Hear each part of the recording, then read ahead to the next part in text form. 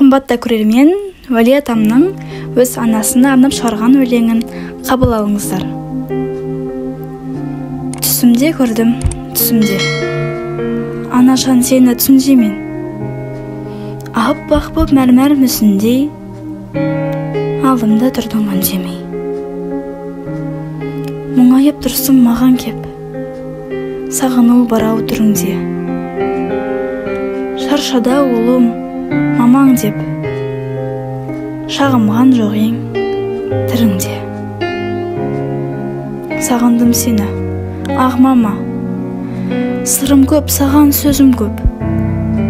Түсімде осы шақта да бір құшып кетші, қозым деп. Тіл хатшы, бір сөз жолдашы, қозыңның осы жанын ұқ. Тоқташы, ғайып болмашы, қолымды создым жалынып.